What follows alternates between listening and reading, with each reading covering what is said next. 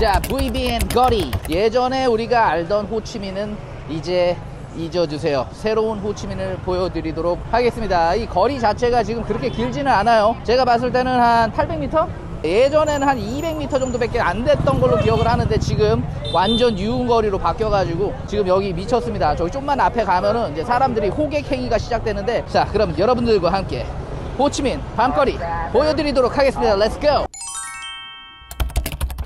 라이아빠. 안녕하세요, 라이아빠입니다. 오늘은 베트남 호치민의 VBN 거리를 8년 만에 다시 찾은 이야기를 전해드리려고 합니다. VBN 거리는 호치민시 1군에 위치한 대표적인 백패커 거리로 현지에서는 포타이라고도 불립니다. 이곳은 다양한 레스토랑, 카페, 호스텔, 바, 클럽이 밀집해 있어 항상 많은 여행객들과 현지인들로 붐비는 활기찬 거리입니다. 특히 주말 저녁이 되면 차량 통행이 금지되고 거리 전체가 보행자 거리로 변해 다양한 길거리 퍼포먼스와 예술 공연이 펼쳐지며 그야말로 축제 분위기를 자아냅니다. 8년 전과는 확실히 달라진 VBN 거리. 특히나 밤 문화는 제 기억 속의 거리와는 비교도 안 될 정도로 활발해졌습니다.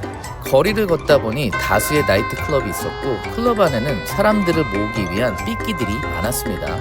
클럽 위 스테이지에는 비키니 차림의 여성 댄서들이 춤을 추고 있었고 거리는 다양한 인종과 여행객들로 가득 차 있었습니다. 짧은 거리였지만 라이 엄마와 함께 길끝까지 걸어가 보았습니다.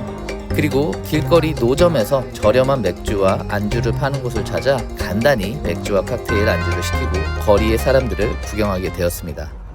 그러다 갑자기 눈에 들어온 것은 휘발유를 마시며 불을 뿜는 어린 소녀였습니다. 낡고 더러운 옷을 입고 앳된 얼굴을 하고 있는 그 소녀는 처량해 보였습니다.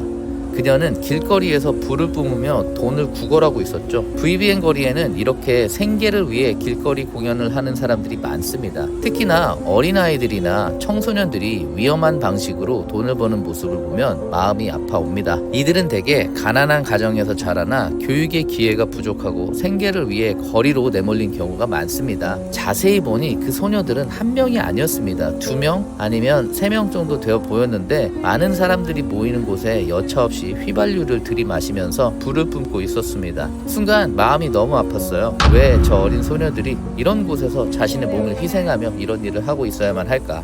어떤 소녀는 갓난아이를 등에 업고 있었습니다. 그 아이가 그녀의 아이인지는 확실하진 않았지만 그 아이는 무슨 죄가 있어서 이렇게 늦은 시간까지 불을 뿜고 구걸하는 어린 소녀와 거리를 헤매고 있는 걸까요? 이러한 모습은 VBN 거리의 어두운 이면을 보여줍니다. 관광객들이 몰려드는 화려한 거리 뒤에는 여전히 생계를 위해 고분분투하는 사람들이 존재합니다.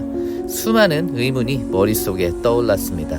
그 순간 문득 우리 딸 라이가 떠올랐습니다. 비록 한국 사회가 요즘 많이 힘들고 헬조선이라고 불리우며 많은 사람들이 한국을 떠나고 싶어 하지만 그래도 대한민국에서 태어나 어린 나이에 저런 일을 하면서 생계를 유지할 필요는 없다라는 사실에 순간 안도감도 느꼈습니다. 물론 모든 것은 상대적이지만 그래도 대한민국에서 사는 것이 얼마나 큰 행복이며 조금 더 사람답게 살 수 있는 무한한 기회를 가질 수 있다는 것을 새삼 느꼈습니다. 오늘 영상은 이렇게 라이 아빠와 VBN 거리의 체험기를 전해드리며 아이들에게 더 나은 미래와 환경을 제공할 수 있는 우리 사회의 소중함을 다시 한번 생각해보는 시간이 되었으면 좋겠습니다.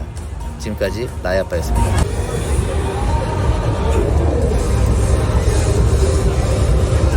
자, VBN의 거리 잠깐 맛을 봤고요.